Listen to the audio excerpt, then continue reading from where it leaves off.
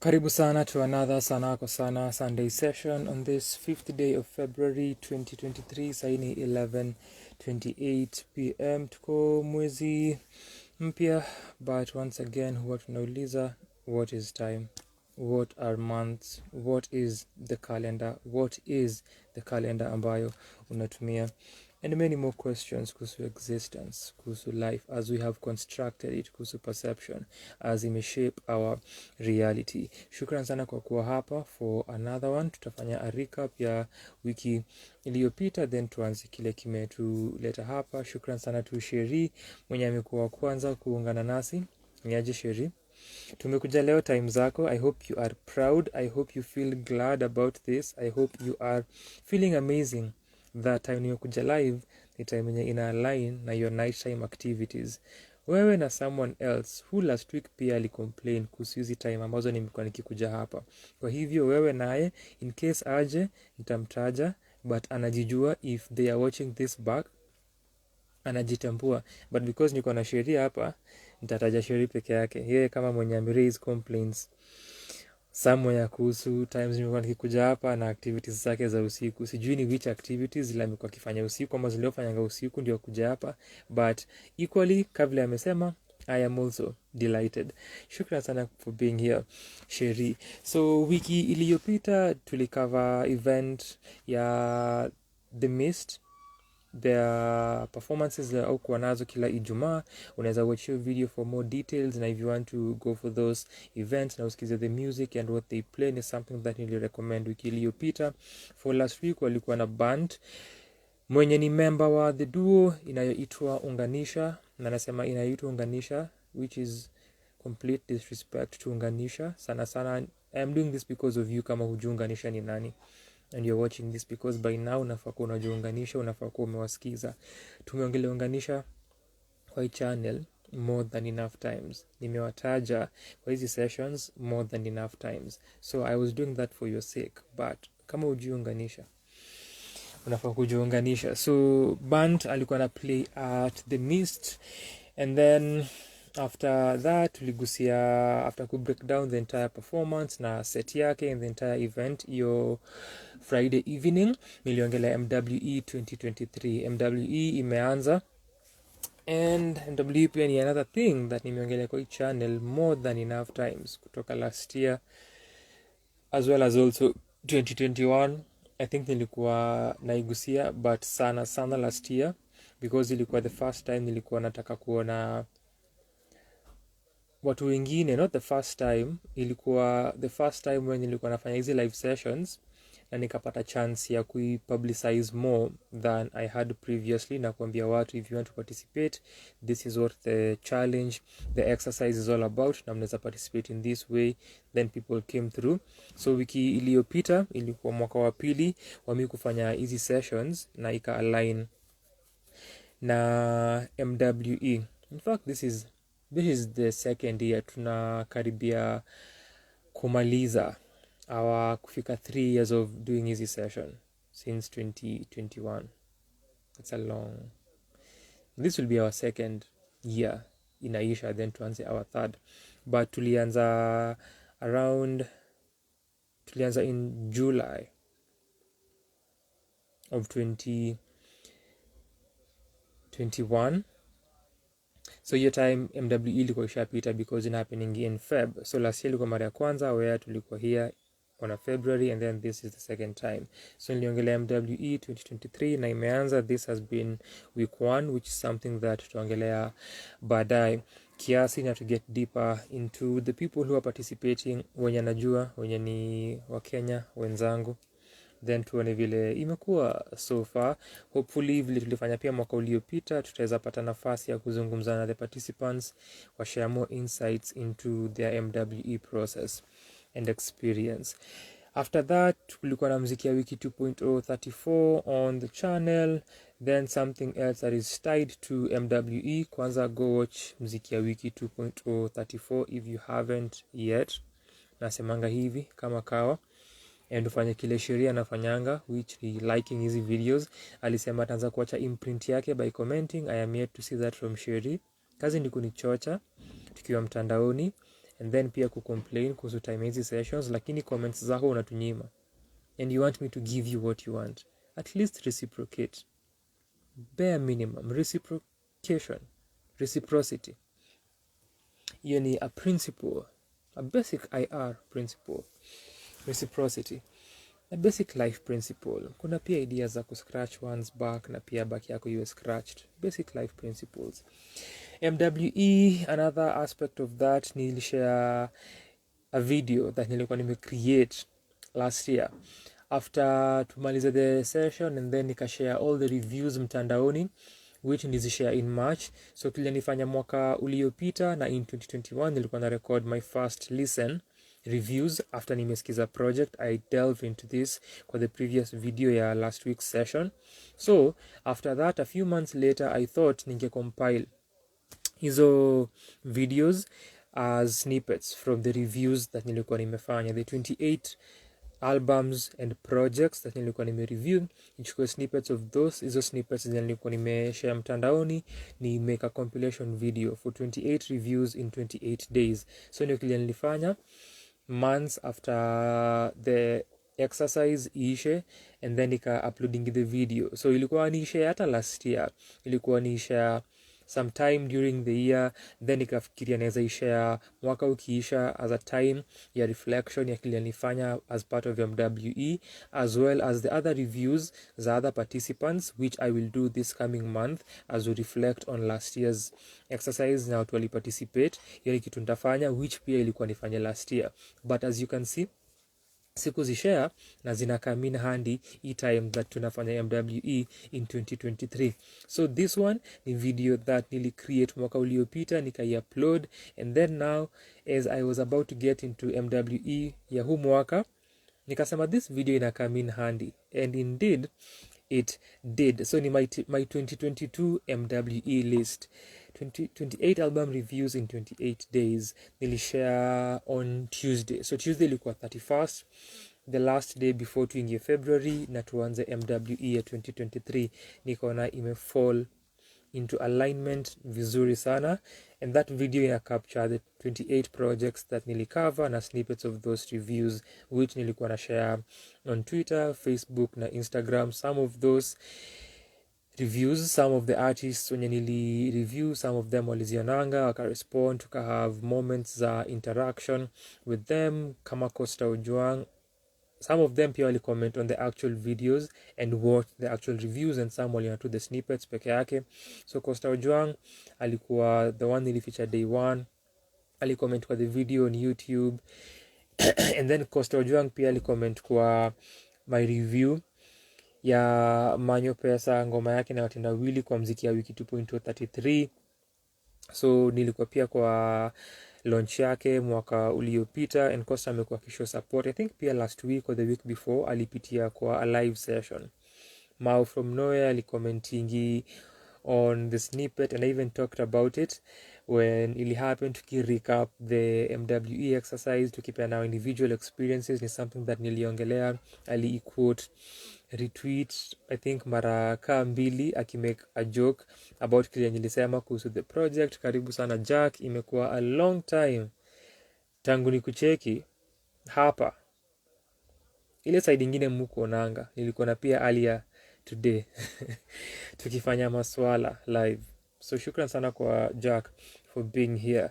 The other acts that either responded on Twitter or saw the video on the snippets on Twitter or on Insta na waka comment include Mayonde on Twitter, I think June Gashui on Insta, I remember Masimaira on Insta akicomment on the reel akisema the snippet that I shared, akisema si watu wengi si watu wengi walielewa kile nilikuwa nafanya with that particular artistic and creative choice. So in reference to what nilikuwa nasema kwa the video, and that was last year. Then a few weeks back where our session hapa Masimaira alikam through kwa our live session, na nilikuwa naongelea Masimaira, nilikuwa nimemtaja some moments before that happened. In serendipity nikaa ya Edna na Babu. you'll get this baadaye as I'm getting into our MWE experiences na lists za homeworker. So Masimara is another one. Looking at the thumbnail of the video, I remember Idi Achieng ali comment a few months back. I think ali watch the video baadaye after itoke, so ali comment on review ya project yake, and it's one of the most viewed reviews za MWE ya 2022. I think alishare na watu wake. So that is the only explanation for easy numbers, because ukiangalia the videos MWE ziko na views kiasi. So nikiona some videos ziko na higher views, najuanga either algorithm ilifanya stuff yake, or kama ni mwanamsanii amecomment ama ameiongelea, kuna possibility that alishare na their people. So Idi Achieng alicomment on my review. That was humbling. I did not expect that at all. And then months later, and it's something that we do not really think about, na mi have kujikumbusha mara kadhaa as a creator, and when you're sharing your material and content and whatever you want to call it publicly, unakuanga na hii idea ya instant gratification na kutaka kuona results mara moja na kuona something iki blow, not blow in terms of virality, but just getting traction as much as it possibly can immediately umeitoa. I removed myself from your idea expectation, but also it's because I don't expect much from life generally, so that's just how I view life. Although pia si ati ni as easy as that, kuna hizo moments that utahave when you're putting out stuff for people to consume publicly, na kujaribu kujikumbusha over and over again umeifanya, ina exist. And I've talked about this pia hapa before, kama ita happen that this becomes something huge. I was even talking about the possibility of what Sanaa kwa Sanaa can become, Jana na Romy. If that so happens, well and good, ni sawa. Isipo happen pia ni sawa. And at this point pia ukiangalia the amount of work that Sanaa kwa Sanaa imefanya, the amount of work that nimefanya and I keep doing, you can easily say at this point this should have been a big thing, easily. But what is big? What is success? Hiyo ni something pia that nilijiuliza time nili open a Patreon, and I think I even talked about it here as the year was ending, or as we were starting our session ya kwanza au ya pili for 2023. Nilikuwa nafikiria concept ya success na kusema whatever it is that nafanya sahi na Sanaa kwa Sanaa ni something that I wanted to do since 2015 2016. Nimetaja Romy. I've had several conversations na Romy about this. I've had a number of conversations na Traboli about this. Sana na Tra hiyo time ya 2015-16, because nilikuwa nimegundua dead end hip hop hiyo time. Also I have mentioned dead end hip hop kwa hizi sessions a million times. If you've never checked dead end hip hop by now, katu unganisha na Michelle Gatwiku. If dead end hip hop kindly au ndio walitaka au ndio walifanya nitake kuanza Sanaa kwa Sanaa. So at the time 2015-16 kuongea na Traboli kuhusu dead end hip hop and their reviews and their conversations, ku have those same conversations na Musoti na kusema if we have such a space that would be such a brilliant thing. And years later, damn, almost a decade later, here I am doing what I wanted to do. Isn't that success? So nilikuwa najiuliza hivi nikifikiria kuhusu time nilikuwa na open rather a Patreon, which also really happened spontaneously after me kufikiria kudai kuanzisha a Patreon, something that I did because of the idea ya kutaka tu kuijaribu. Patreon is not a popular thing here because it's a subscription based platform, lakini si kitu creatives hutumia And what that means as a subscription based platform ni what YouTube inafanya for YouTube memberships, where unalipa and then unapata particular perks from your favorite creators. So ni something similar, but Patreon is solely based on that structure. Ni kama another one is called Buy Me a Coffee. So there are quite a number that do that. So the idea that I wanted to try, and I am working on kuona what it can become. But again, similar to Sanaa kwa Sanaa, similar to freestyling as an art form, my artistry, ni if it happens, ni sawa. If it also doesn't, ni sawa. So we make easy attempts, we create, we release, and kunakwanga na hiyo maybe snowballing effect baadaye, depending on the kind of content that una create. Sometimes inakwanga ni instant zile results unapata, and hiyo sort of instant results ina affecting pia creativity. Tumeongelea creations na how audiences relate to that, how audiences inform and influence how creatives release and go about their creativity and their processes and what they put out a number of times kwa hizi sessions. So that is something else that inakuanga looked into if you're the creator, and then unaangalia the interlinked relationship between we kama creator and your audience. So depending on the content, sometimes the results zina happen quickly, and so if people see these who are creators, wanataka follow the same path na wapate the same results. Obviously kuna a lot of ignorance here, ignorance in terms of hatuna idea, hatuna any information, any knowledge on what the creator alifanya for the results kukua vile zilikuwa. So kuna hiyo aspect pia ku understand what the content was, what it was meant for, purpose yake and its form. Then kuna the other aspect of this with the snowballing effect, that some things reach a particular tipping point in whenever they do. So utapata umefanya something that years later ndio ita become popular. And tuliongea na Trouble whom I've mentioned here when tulikuwa tunaongelea history ya audience tena, hadhira na the creator. Naturally alikuwa anasema how different audiences who react na who respond differently. Kama sheria hapa mwenye amesema usikue hivyo, I shall do that, nikiongelea story ya yeye kucomment kwa hizi videos vile alisema atafanya. So for example, kitu kama hii, najua kuna people who watch hizi videos that don't say anything. In the same way that I watch videos of other creators and I do not say anything. So it's a basic human thing.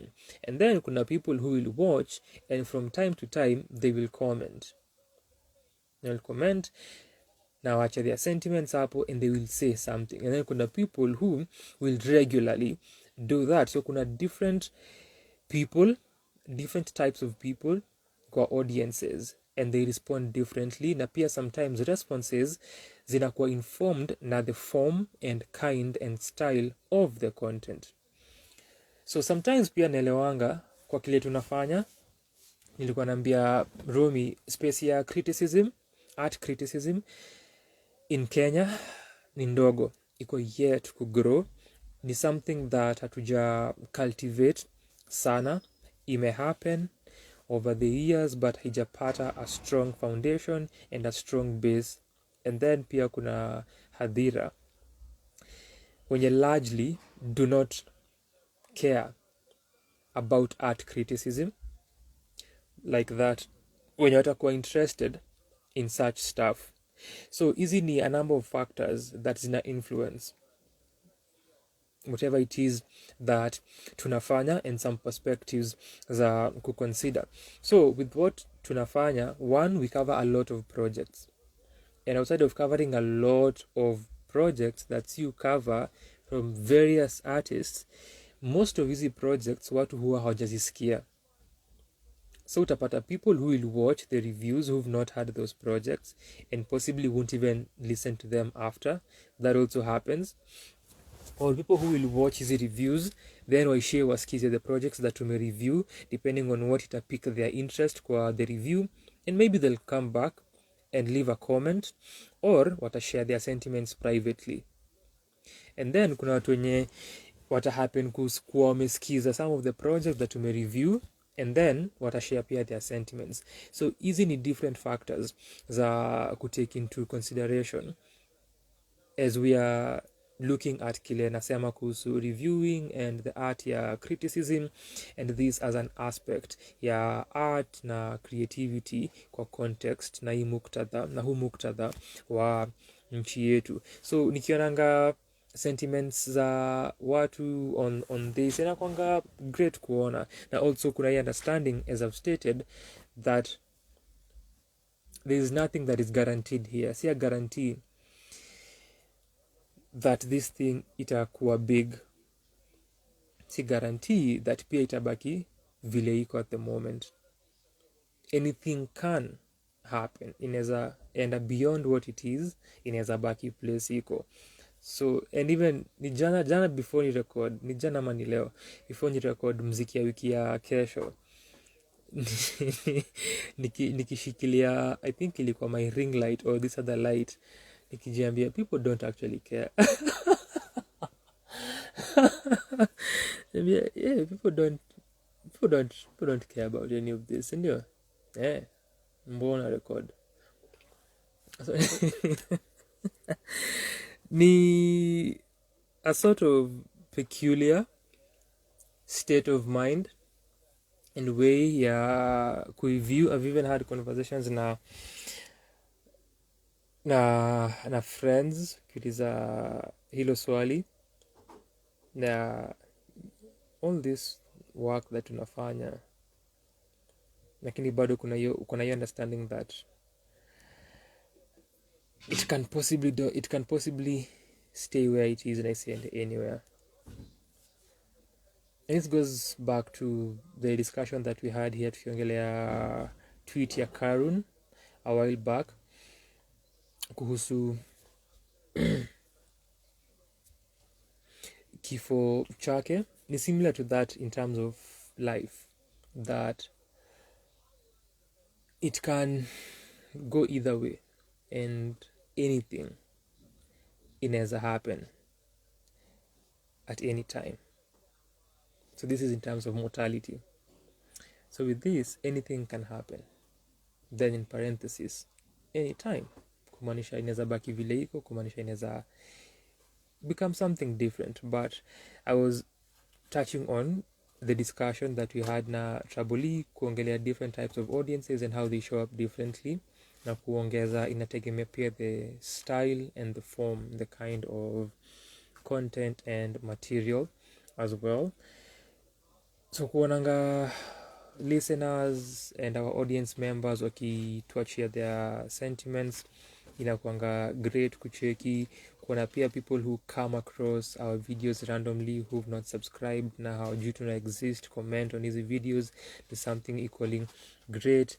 And kuna wasanii wakiresponding to easy. Something else that I was asking Romy ni kuhusu wasanii and whether they care about reviews now outside of a general mass framework, na kuona the space ya criticism from their perspective, kufikiria the space of criticism from the listeners, not from the creators, from the musicians perspective,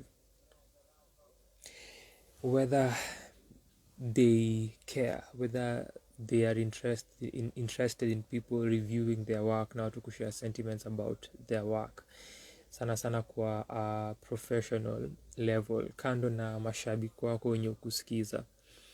And this is something that the reason pia Sanaa kwa Sanaa ime become what it is na ime exist is in some of the things that really inform mi kuanza kuifanya, kuona what the space looks like. And then first, I am a huge fan of music and art as a consumer, as an enthusiast. And then pia kuona watu wakishare their sentiments on the same, watu wakishare think pieces, wakidissect kazi za wasanii, inakuanga fascinating, inakuanga very invigorating na engaging kwangu. So I enjoy that.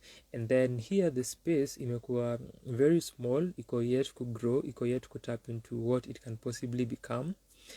And that ilikuwa part of kile ili inspire Sanaa kwa Sanaa kuanza hizo seeds kuanza kumea in 2015. And here we are, almost a decade later, imecome into fruition, imecome into existence, na nimeifanya.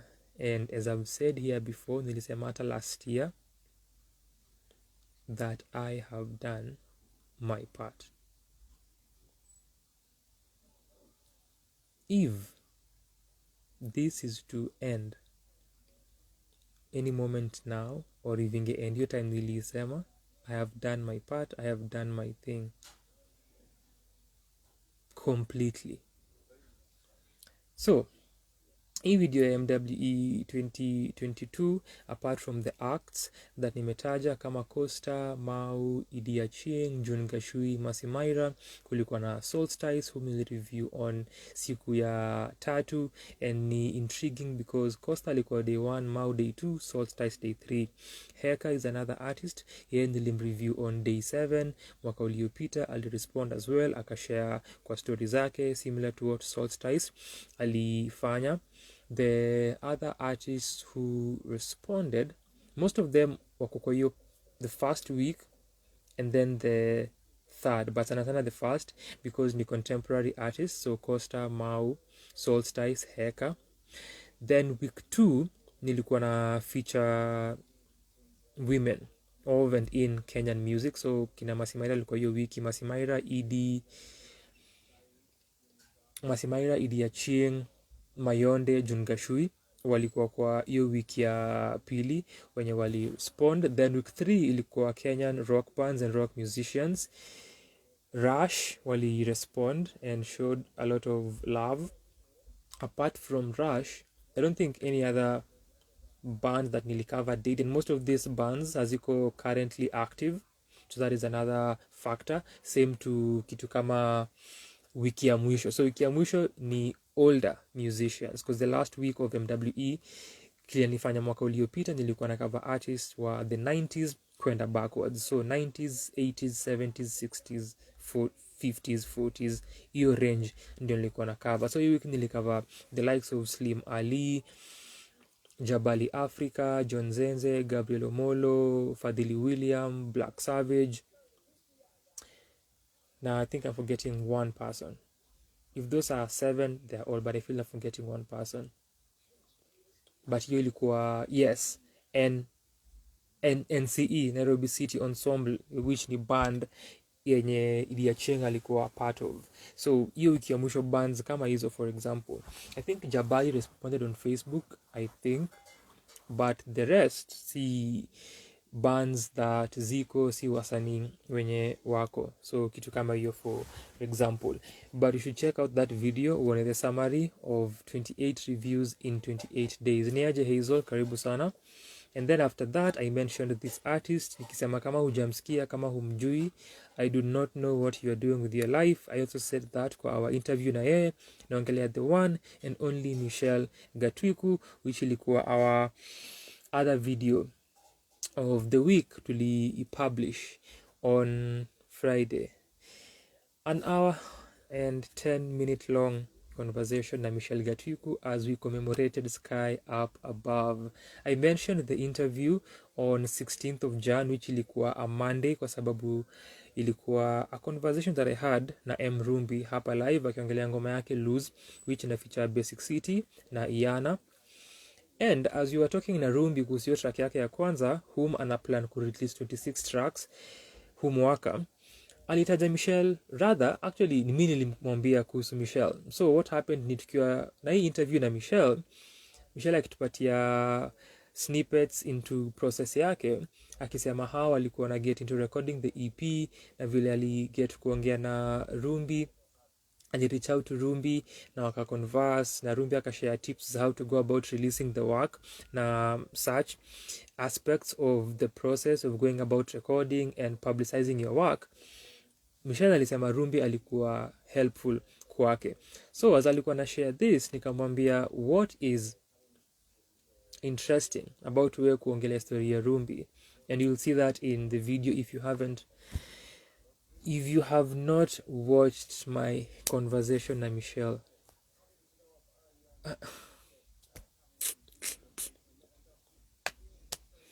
You are the reason Sanaa kwa Sanaa is where it is. After 10 years of doing Sanaa kwa Sana, how don't we have 1K subscribers? How? A decade of putting in work. Huh? Unadu? So nikaambia Michelle, so cause tulifanya the interview on a Saturday, ilikuwa the 14th. But on 15th, which was on Sunday, the following day, I am having an interview Narumbi. And as Michelle was talking, nilikuwa nafikiria how serendipitous can this get? Na nitaongelea serendipity baadaye pia tukitouch on MWE, nikiongelea the frauds, the conspirators that are Babu and Edna. We shall talk about them. So on Sunday siku interview Rumbi as we had planned, but niliongea nayo on Monday. Na kama unajua Sanaa kwa Sana, huwa tunasema na tunatendanga. Nilisema I happen on Sunday, but it will happen very soon. And Monday tuka knock off the interview. So hiyo pia kama mira sijui niko why are you even here kama ujaona hizi interview.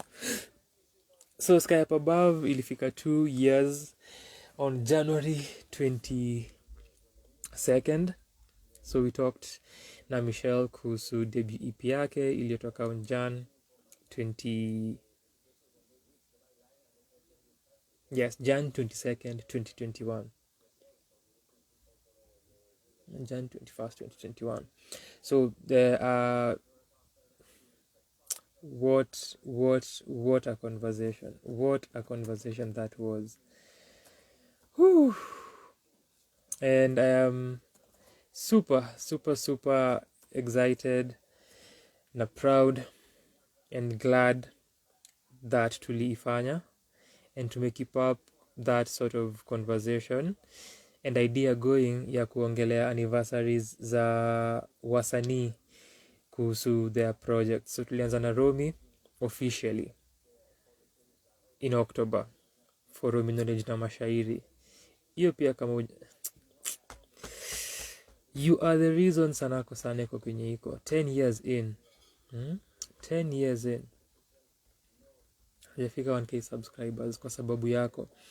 So Romy alikuwa our first official guest kwa hiyo idea ya kufanya anniversary conversations, but wa kwanza alikuwa Mr. TRA na nimemtaja earlier. Trouble E tulianza naye for All Roads Lead Home, which in a turn people have put in the work. In a turn 8 I think ni kesho actually. Kesho ya because tumeingia tu 0000 sai. So kesho ya Tuesday. So that is All Roads Lead Home solo debut yake ya 2015. So talk to Trouble E. Hizo pia kama huja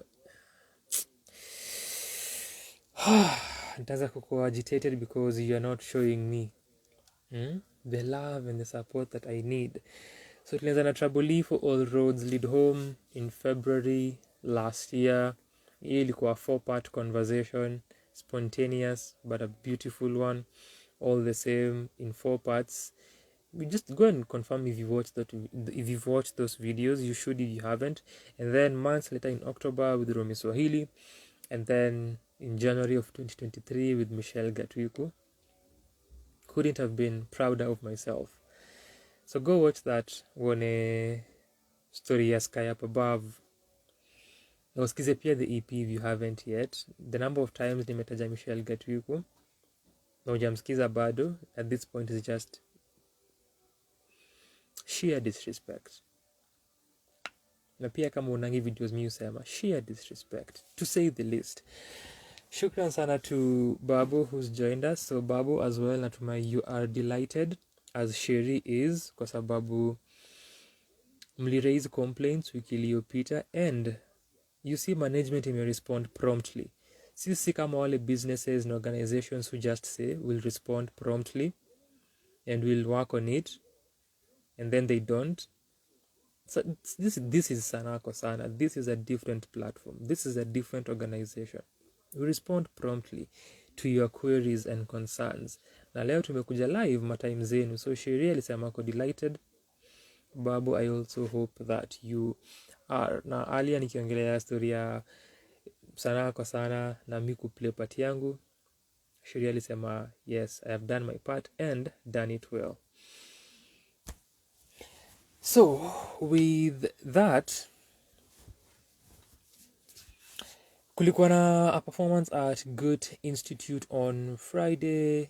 The place imekuwa locked for a while now.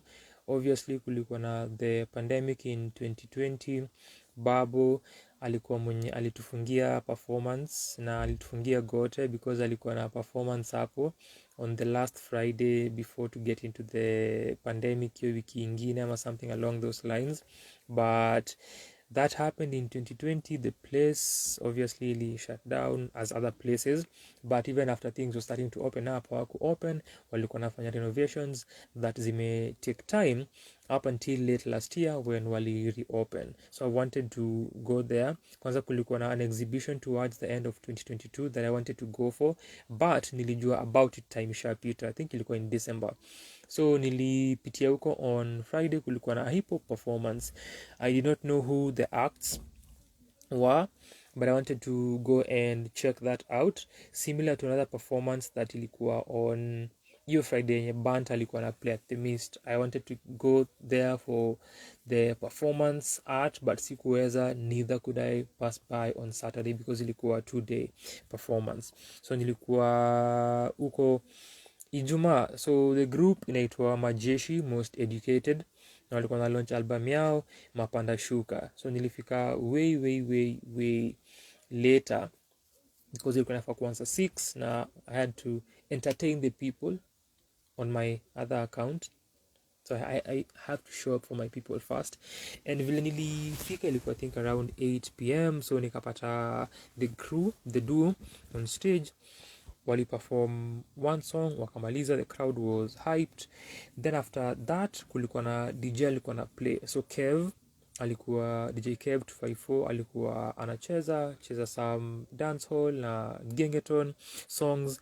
After that nilikuwa nimedhani show imeisha, the crew returned, wakaperform 2 more songs na wakamaliza their session. So as the first session iliisha, niliongea na music junkie mwenye nilikuwa nayo huko, akaniambia the performance was short because nilikuwa nimepresume that walianza maybe kitu kama 6:30 or 7 because poster ilisema 6. So kupeana hiyo time ile Wakenya uchukua for hizi shows, nilikuwa na presume itaanza 6:30 or 7, then wakuwe na a set ya perhaps an hour or so, but niliambiwa they had done a few songs and then kukawa hiyo break ya DJ and then they returned a few moments later for their closing set, which ilikuwa na ngoma 2 as well. So it seems their performance was not even more than 30 or so minutes in total, very short. Na nasikia kulikuwa na opening acts around 5 of them wenye walifungua the performance. I think 4 were rappers and then pia kulikuwa na spoken word act as well. So something that I noted, kwanza the structure inside the place haija change much. Kuna wall work that imefanywa in terms of painting, but uko mbele the stage that walieka ni more movable as compared to what they had previously. Ni sort of a concert stage kind of setup with hizo equipment, that material that wametumia ku set up the stage.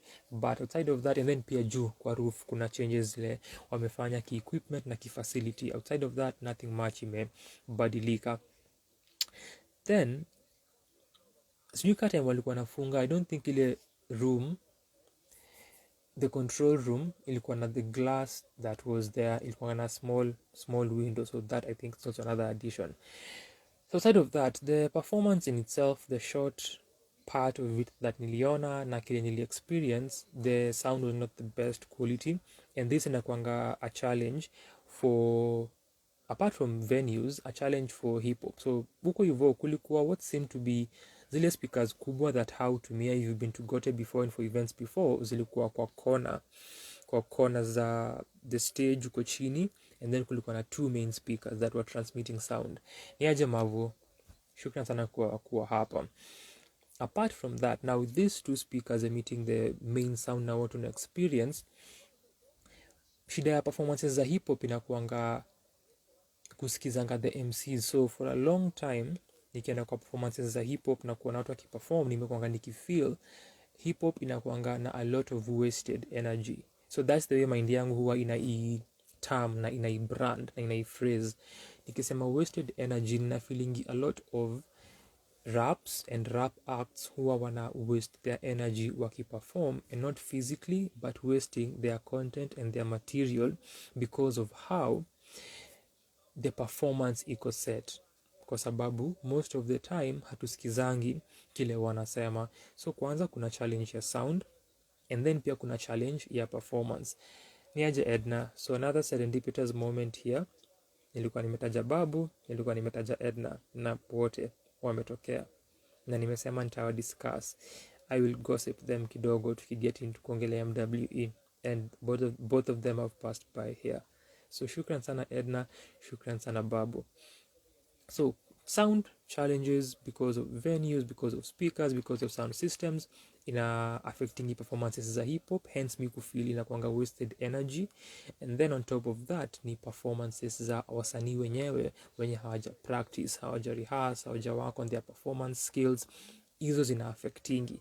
So ukienda back uangalie the hip hop performances that we've had, that has always been a challenge. And then another challenge inakuanga that even exacerbates this further, wasanii wa rap wana performing in a playback, so it doesn't make matters better ama easier than what is. So if you're performing, and kuna video I watched some time back ya Lupe Fiasco akiongelea rap performances and how you can improve your performance and what equipment unaweza kuwa nazo for yourself, kitu kama mic for example, having your own mic, and then kuna an earpiece that aliongelea, and then getting your performance right.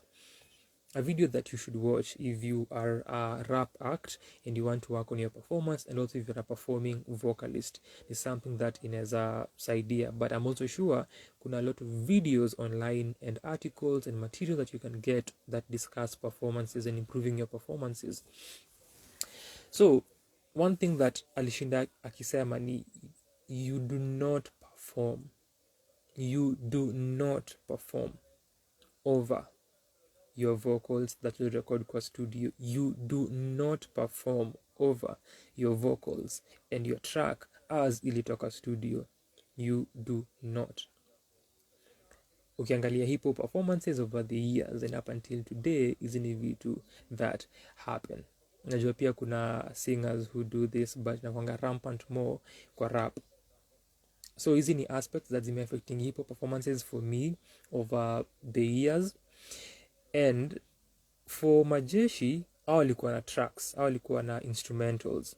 So sometimes watu fikiria you need to do this at a very grand level where you're performing, which is absolutely great. Na najua kuna a group called Fanisi Experiment who are doing this, and Kalamoto alikuwa the most recent act akiperform at Gecko Cafe with a live band. It's amazing if you can do that. Very, very beautiful. Advisable pia kwenda down that path.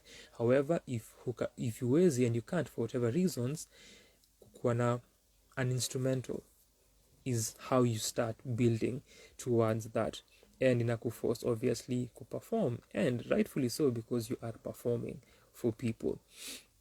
So kitu kama hiyo ni easy part of basics za performances. So hao walikuwa na instrumentals zile walitumia, and the DJ weirdly alikuwa na cheza a track, then alikuwa natoka kwa stage, ilikuwa na weird. Wakimaliza wanasema DJ, hakuna msee kwa Keva ameenda sijui wapi, and then he has to return, sijui why that was happening, but alikuwa na play track alafu wanaacha wana rap, wanaendelea. And ukiangalia their performance haikuwa completely streamlined and down to a T, kwa sababu the way ungeona moja kimaliza verse and then adai kuingia kwa chorus haikuwa synchronized, hakukuwa deliberate about what and how they wanted to execute the performance. So ilikuwa very random kile walikuwa wanafanya. Outside of that lack of synchronization na watu kuwakia the performance na kujua, oh, this is what we will do as we are performing hizi songs. The other aspect ni sound. The tracks zilikuwa zina overwhelm and their vocals hazikuwa zina come through to us cleanly. And something else that I keep talking about with performance art and music, similar to how we listen to music and nakwanga mostly hype what we want to listen to kwa majority, the way tumeformiwa as audiences, what tumeambiwa we have to consume or what we have been given kuconsume kwa mainstream platforms. Sana sana kumekuwa na story ya Payola this week courtesy of Shafi. Ukienda kwa performances inakuanga a hype thing. I talked about this nikiongelea performance ya Deeper Connection for their listening session, and that being also another aspect of their performances that you observe if you've gone for their shows, which I have since 2018. So mostly performances inakuanga hivyo. Performances, most of them were based on you have to entertain the people, make them lively, make them energetic. So even looking at the choice of music that Kev Ali play, another topic and discussion point that you may have. Yeah, if you have people who are playing music, do you play their music in between sets as a DJ? Do you play something related to what they do? How do you go about that? And then kuna the economic na financial aspect ya DJs kufurahisha watu, kuentertain na kutafuta unga. So kuna hizi aspects za kufikiria. So with me kuingia huko ndani, nilisema niliget wakifanya their last track of their first set, the crowd was hyped, walikuwa kwa zone, wanabambika, wana move, wana dance. So nilikuwa nafikiria, as nilisema, that they performed for a long time and they've built the energy through their performance, only to find out that walikuwa wamefanya a few tracks, 2 tracks or so. So kulikuwa na hii building on momentum ya the DJ. And then something else that I noted na niligundua afterwards ni walikuwa wamekam na people. They are people wenye walikuwa wana form the audience. So hiyo pia ilichangia kile nilikuwa naona how hyped the crowd was. So it's not really a measure of anything kwa hii context in terms of how well they can translate the music to a performance or how well the audience can relate to the music, which ties to what nilikuwa nasema kuhusu hyped performances na watu wakiwa kwa easy shows. Na now tukiongelea hip hop shows where hawaskizi what the MC is saying, what the rapper is saying, but just moving along with a phrase here and there and some energy that the MC ata direct, or how the beats and the music zina sound. And I feeling taking away from performances and going back to what I said. That's why I feel performances za hip hop, which are mostly handled poorly, who are a lot of wasted energy. Hip hop is a word based art form and it uses a lot of words. It is a verbose art form, which na feeling essence yake huwa lost when people perform, because they perform poorly na people are not listening and following kile unafanya. Nika for example tuseme tuna angalia spoken word, a word based art form. If you are following an act and let's say ubaki stuck on a line or a thought and you deviate kidogo, when you come back you might find yourself getting lost, because as an art form and someone is performing a piece, they're leading you somewhere with kile wanafanya, with whatever they are writing, for well written and crafted pieces, right? Or pieces generally, even ndivyo huwa zinaandikwa. I am leading somewhere from place naanza hadi place naenda. So as an ephemeral art form, inamaanishanga lines as they are crafted ni important, because msana kufollow anafuata kile unasema na whatever it is una craft. So you translate that, tunaweka music, tunaweka rap beats, and now someone is rapping, so pia pacing is another thing. So a lot of that ends up just being wasted because watu hatawasikii kile unasema. So hip hop performances, as I went to this show, nilibaki nimejiambia there is still a lot of work to be done in packaging that and how you go about it. Nimetaja fanisi experiment. Something that nimeona wanasema wanafanya ni kuleta live hip hop performances and giving people a live hip hop experience. Nimesema their act recently ilikuwa Kalamoto, aliperform at Gecko hiyo wiki ilipita on Wednesday. Niliona Abbas alikuwa huko, Kama alikuwa huko, Kitusua, Kolo who also had performances, flow flani as well. You can see the clips kwa channel ya Kalamoto, pia flow flani on YouTube akona a video of the experience, a snippet of that. Check those out.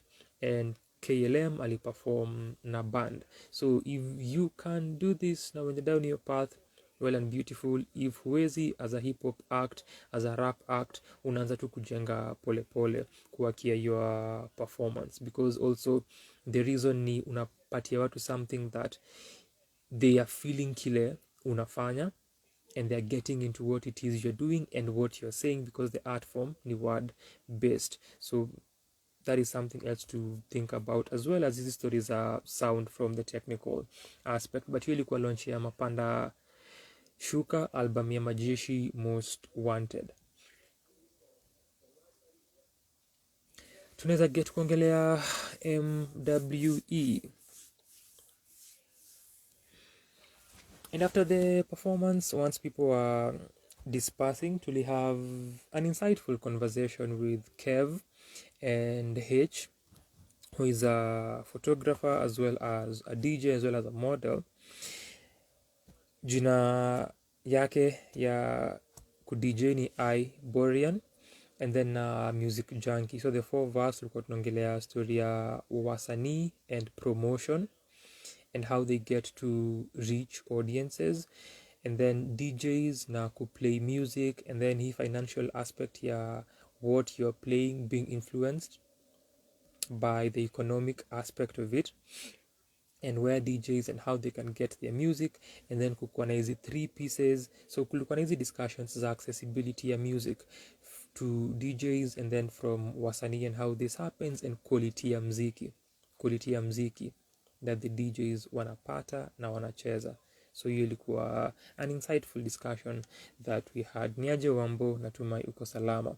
So let's get into the music writer exercise. Elias MWE. Niko na Babo hapa, asante. Niko na Wambo, niko na Jack, niko na Sheri. Shukran sana for being here. So MWE ilianza on Wednesday, which was the 1st of February. Listen to an album you've never heard before each day of Feb and write a tweet about it. So from what I know thus far, kuna 3 participants. Maybe kuna other Kenyans who are participating wenye sijui, kuna possibility, but from my end and people wenye najua, tuko na Kakusha, tuko na Edna mwenye ametujoin hapa na akaishia, na tuko na Babu. So Babu na Edna story yetu tuna get into it in a few. So nitapitia the projects that wali cover as we discuss MWE. I'm glad kusikia uko fiti Wambo ya 2023. So list ya Kakusha up until day 4 inafaa kuwa 5. Sijui kama amepost yake ya jana. And big props to Babu, big props to Kakusha, and big props to Edna for joining me this year. Nilisema ajapost ya 5th, so nitasoma to the first 4. Last year and even in previous years, kile nilisema last year, but even from previous years, what I wanted to happen with MWE I wanted to see Kenyan music enthusiasts, Kenyan music listeners, and Kenyans generally participate in the exercise tangu nijue. So this is what is finally happening. It happened last year and it may happen this year, and I'm grateful sana to the people who've participated. Babu anaanza kukua cautious, anasema I feel like my exam paper is being marked live. Why are you feeling this way? Hatukujudge. So Kakusha Day 1 alisikiza Gifted ya Prishon. Alisema this debut album features a mix of pop, R&B, as well as genge sound influences, and the themes revolved around love for self and for people around her. Particularly enjoyed the songs written and recorded in Swahili, a feel-good album. Ini album that ilikuwa nisikie last year, but sikuisikiza. Last year or the year before. Day 2 alisikiza Frequency ya Checkmate Mido, which I am on record na pia nilisema under the tweet is on record saying is one of the best Kenyan hip hop albums of 2020. Ilitokea kwa our lists za Kenyan hip hop projects of 2020, which is the only one that we did in 2020 as far as lists. Tulikuwa tumeanza, tulikuwa myopic, tukajifungia kwa hip hop, and that's all we covered. But Frequency ilitokea kwa lists zetu zote, and we also reviewed the album. Go check it out. Tulikuwa na argument flani huko which Mido alitupatia insights about kuhusu Sela, which is track number 5 on the album. So on Frequency by Checkmate Mido, Kakusha alisema, hey, this is such a well thought out album. Very rich instrumentation, beautiful storytelling. I really enjoyed listening to this body of work. We'll definitely get back to this album to listen to it from a lyrical perspective. On day 3, alisikiza Time Machine ya Ras Amor, debut album ya Ras Amor. Frequency ilikuwa debut album ya Mido. Gifted, I believe, pia ni debut ya Prishon. So on Time Machine by Ras Amor, which to me review because this is Sanaa kwa Sana, and as Sheri alikuambia earlier, we have done our part and we have done it extremely well. Oh, the seasons, oh, time. This reads like a poem, at least those first parts. This was quite a chill album to listen to, mziki bila kelele. And then on day 4, alisikiza debut album ya Ruguru, EP yake self-titled, Karibu Sana Karim, imekuwa muda na tumaiko salama. Alisema Ruguru's EP feels very feel good. Most of the songs are upbeat, hence these songs would grace any nightlife easily. All you have to do is just enjoy the music and forget the complexities of life. Notable collaborations on the self-titled EP. So hizo zimekuwa listens za Kakusha thus far on MWE week 1.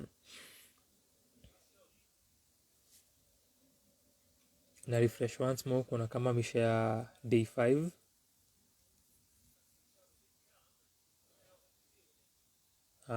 Not happened. Sawa. Twende kwa our human here, Babu.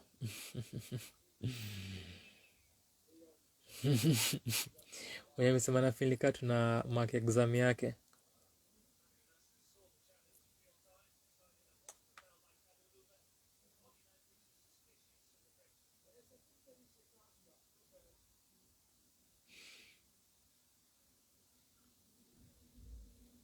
So on day 1, Babu alisikiza Deeper, nimeongelea Deeper, debut EP, another debut yao inaitwa No Table Manners ama Not Able Manners. I discussed the listening session live 2 weeks back after it happened. If that is something you want to check out, usikize my sentiments kuhusu the listening session, kuhusu the entire event, check out your video. And other aspects of Deeper Connection, their history, where they came from, plus ile walianzia, how walianza, all that information utapata kwa hiyo session, so check that out. Deeper Connection, Notable Manners, EP listening session. So day 1, Babu alisema it's Black History Month and deeper it is, ama Deeper Connection, it is the work that went in keeping the integrity of Deeper's sound in this work is of beauty. Skia, poetry. Also, the way this album was a nod to Kenyanness in ways that are so true. From art to street food, an open invite to party. And then Babu akadanganya, akaongeza another tweet because one tweet could not be enough. It should be one tweet. Lakini Babu ni nani? Amesema tuna mark mtihani yake hapa. Anasema in parentheses, also I am on my 6th DIPA. Also DIPA it is. Also I'm on my 6th listen, and I think this EP is my reference place for this year. Its unraveling will take some time. Then akasema, at deeper connection, I hope you all are being eaten out in ways that please the Lord for this gift. LORDT, just in case. Haya, but manners ziendelee tafadhali. Trust babu.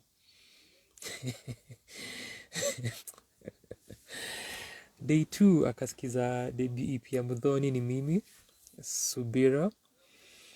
Akasema this EP has 3 tracks and I felt I wanted to hear more of Mudhoni. What she has to say and how she wants to say it. This is a good debut and a promise for growth and more sound exploration. In parentheses, also Mudhoni ate that guy in the 3rd track. As you can see where Babo's mind was kwa hizi siku za kwanza za MWE. Kulana tu. But this is Sanaa kwa sana. Hatu judge kabisa. Day 3. Now, this is where the fraud, the conspirators that Babu and Edna Sangaka are inaanza ku unravel at this point. Day 3, it will all make sense. We are piecing together the puzzle pieces. Relax. Day 3 alisikiza Sampa the Great's The Return. The meeting of truth and self, softness, and I didn't just see God, I am God. Sampa's music called me home to self, to places dust settled on. This album is something that seeps into the body through your feet to where your ends meet. Poetry.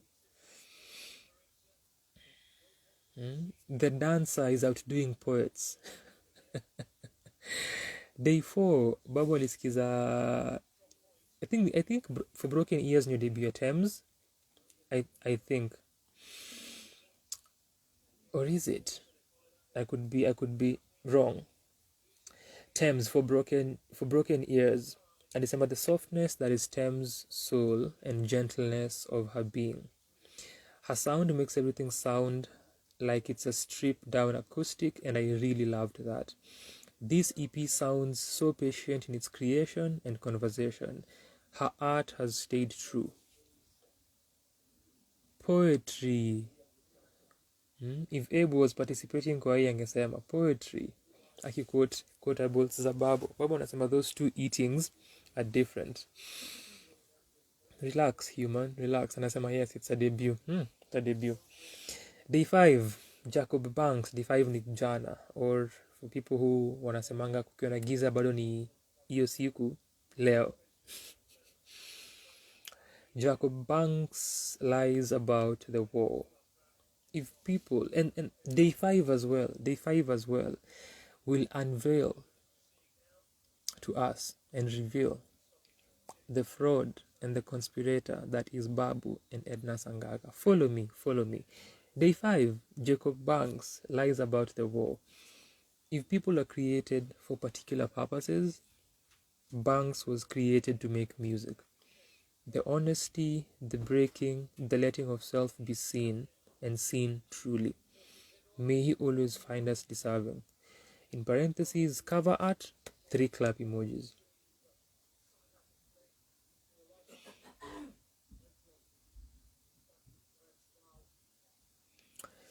So, tuende kwa our dear Edna Sangaka, who is our other participant.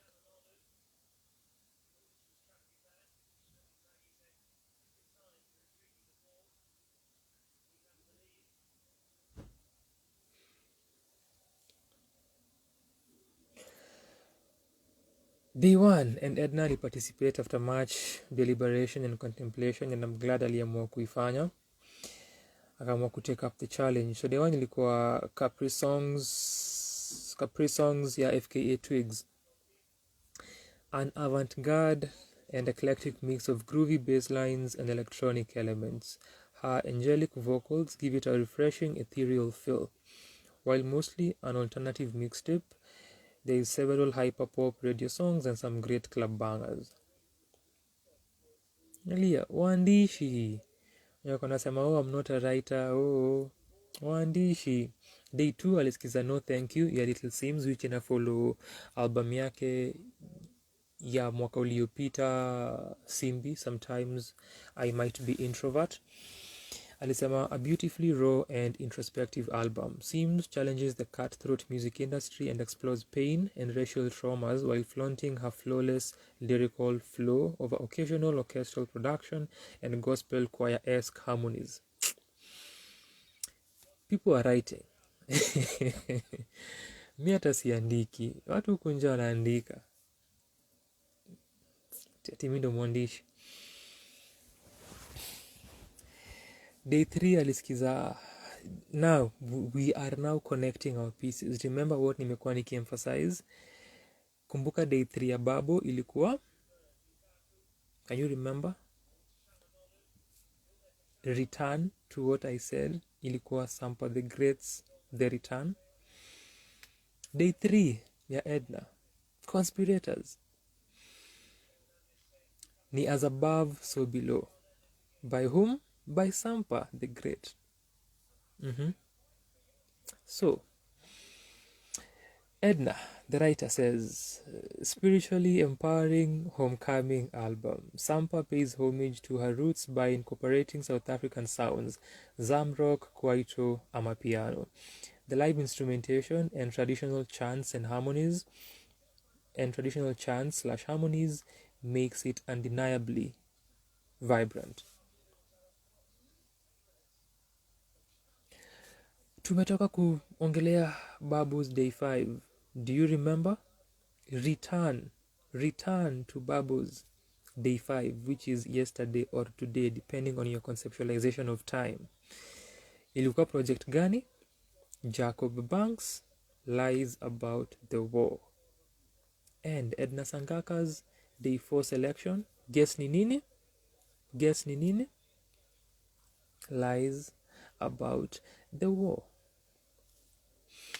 Edna says, absolutely stunning. Sonically, a heartfelt album that gently touches the deepest parts of your soul and heals you. His velvety baritone and delicately soulful music arrangements makes for a pleasant treat after a long day. Look at the poetry that we are receiving from Edna and from Babu. Day 5. Edna kaskiza The Miseducation of Lauryn Hill ya 1998. Jack ako hapa. Jack ni mtu wa hip hop. Jack ni correct if I'm wrong. 98, si ndio? Miseducation. Incredibly timeless and philosophical. Miss Hill gracefully takes us on a journey of self-love, empowerment, and liberation through vulnerable stories of lost love, heart, and religious faith. In quotes, music is supposed to inspire. Alafu fist hapo juu, in the air.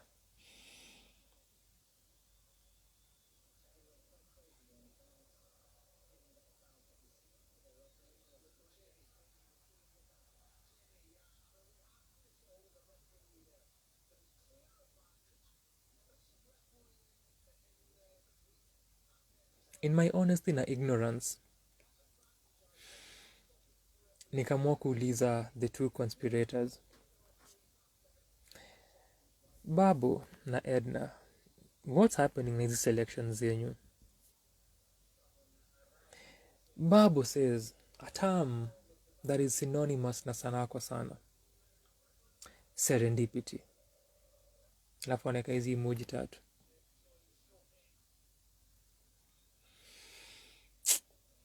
As they laugh kwa comments. Edna kwanza ana pretend as if they didn't plan this. So anakuja na hiyo angle first and foremost. And then anasema LOL. No way, because this was my album review for day 4. Pretending.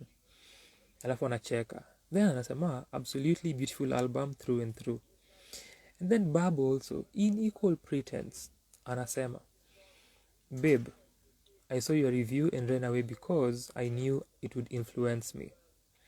Also, the way our list is aligning is a thing of beauty. In parentheses, yes, the album is so fulfilling. And then, of course, you know, as actors do, you have to keep up with the act, you have to carry the narrative and ferry it all the way. Edna anacheka, alafu emojis mbili, anasema anasema it can only be because what are the odds? Alafu anaeka hizi emojis zinakuwa na love hearts tatu huku, moja hapa, moja hapa, moja hapa, alafu mwisho anamaliza hivyo. Frauds.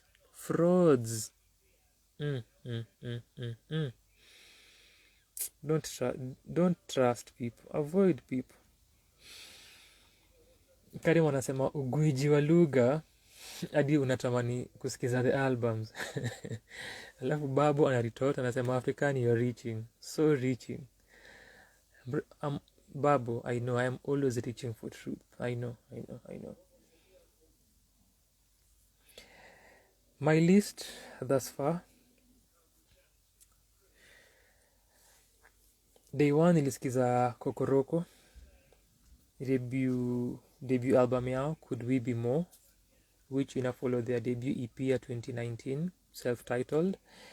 Nilisema following their hailed eponymous EP, Kokoroko's much anticipated debut is a polished, melodious album infused with their classic infectious Afrobeat and highlife rhythms, attempting partly to capture the pulse of their live sets.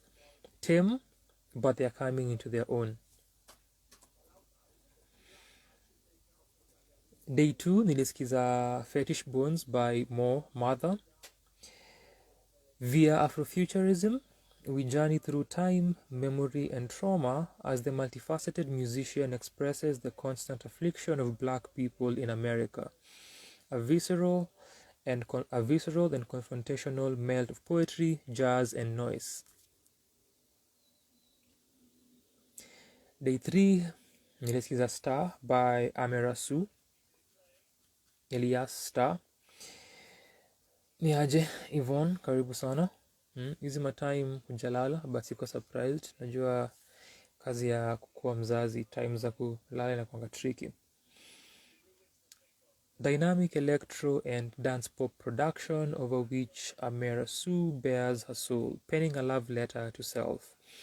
The less potent vocal and musical moments slightly dim a rather glimmering star. Day 4 nikasikiza Badinya Kumo by Sona Jobate. Nikasema 11 years since a critically acclaimed Fasia, the Kora Virtuoso returns with an hour-long record full of enchanting tunes featuring A1 collaborations. And then on day 5, yesterday, nili feature Death Becomes Her by Angel Ho. Business is how one starts an album. One that embodies a personal, amorphous trans identity as it deconstructs gender binarism. Except for a few spots, Angel Ho doesn't let up their explorative electronic full-length. Doesn't let up on the explorative electronic full-length debut.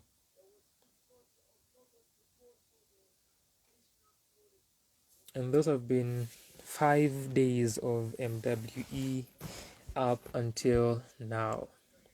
Asante Babu, asante Kakusha, asante Edna. Hata ingawa 2 of these people are just conspiring behind the scenes, but ni sawa, as long as mnasikiza mziki inakubalika, ni sawa. You're just pinpointing the obvious.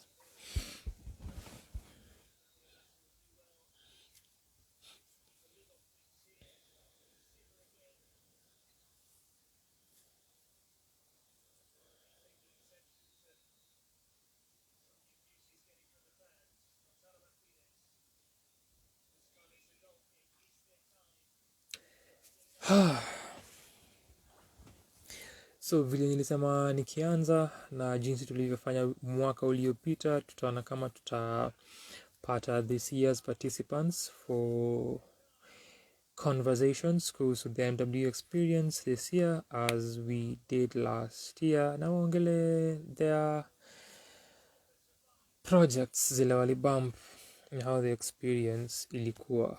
But with that tumefika tamati ya our sesh for today. Sijui kama kuna maswali yoyote ama any comments kuhusu MWE or anything else.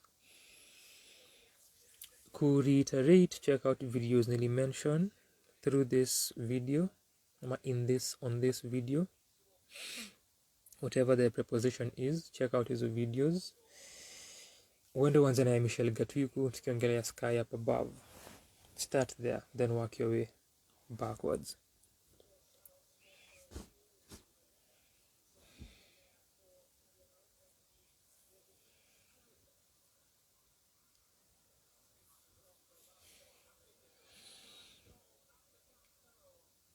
Kama kuna anything that you want to say and let out of your chest and get out of your system, iseme as we finish this. At least leo nimejenga babu na Sheri sana. Favorable times for them. Na shukran pia to Karim mwenye amepitia hapa after a while. Easy projects pia that people are listening to, I am sharing them for my Insta stories. I am also sharing them on Twitter. So zisikize, zitafute, zisikize as well. The experience for those ones that you've not heard, which ndio sababu ya MWE, kusikiza kazi hujasikiza za wasanii.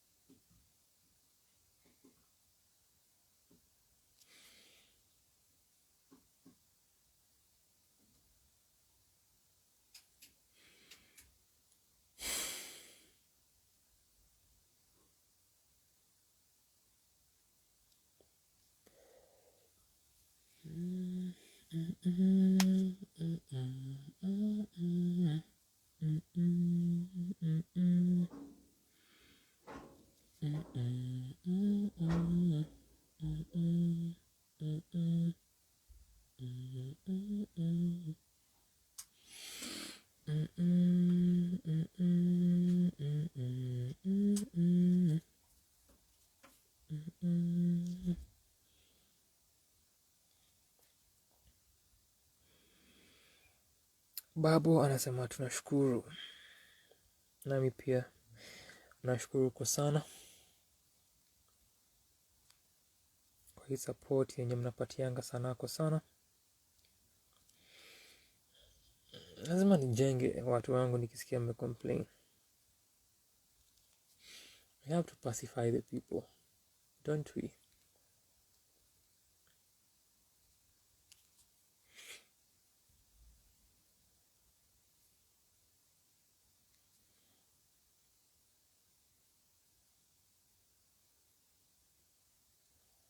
So bado tuko wiki ya kwanza, tuko na 2 days imebaki, leo na kesho, and then to get into week 2. So nilikuwa nikifikiria how Edna alikuwa anasema ni challenging, nilikuwa nafikiria how, and I even said this, nikisema how one can go about MWE as you're breaking it down into weeks or whichever ways una choose kui segment. Uki break down inaimakingi easier na inakaa more manageable, just as with life na what we want to achieve, our goals, our objectives, our tasks. Kuzi breaking it down inazifanyanga more manageable na achievable. So ni the same thing with MWE. For instance, tuko na 2 days, week 1 iishe just like that, then tuende for 7 more days, tubaki na wiki 2 na tutakuwa done.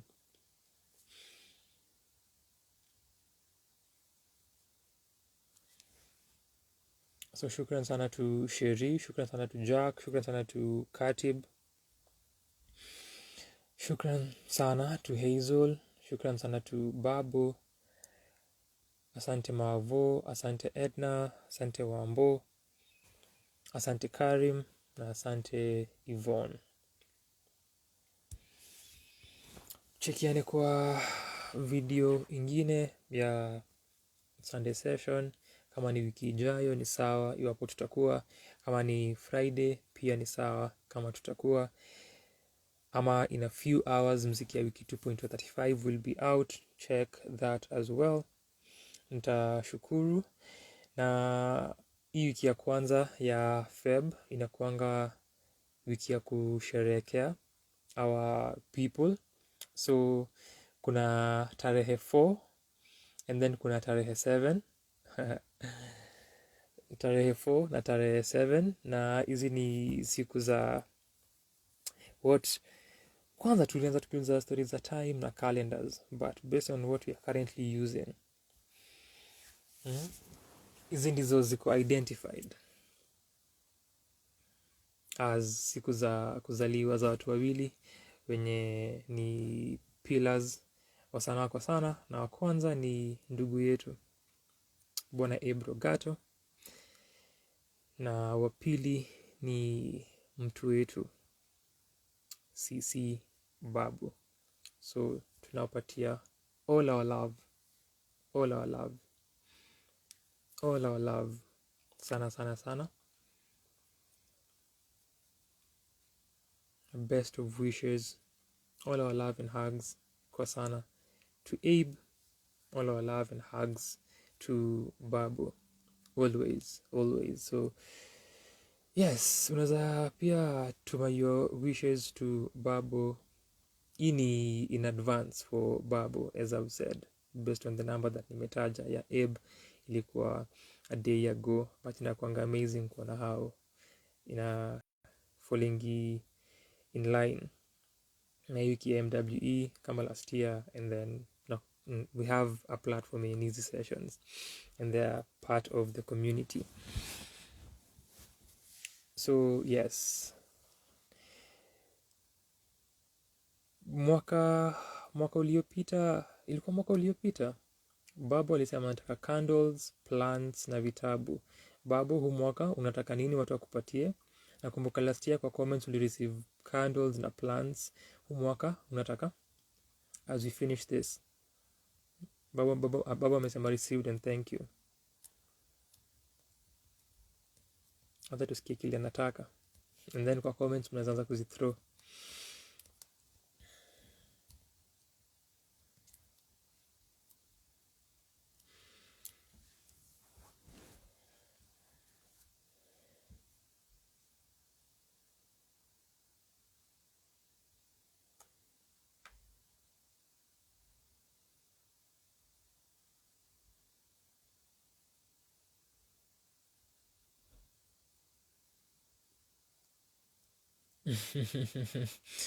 I'm not surprised. Same.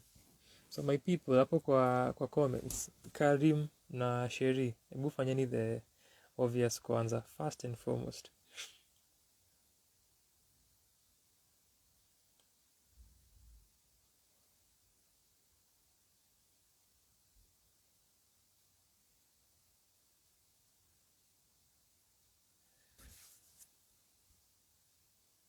Because Babu is a simple human being. Amesema anataka same stuff.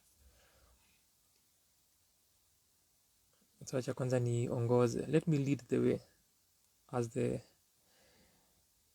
person that I am. Haya, candles, plants, vitabu.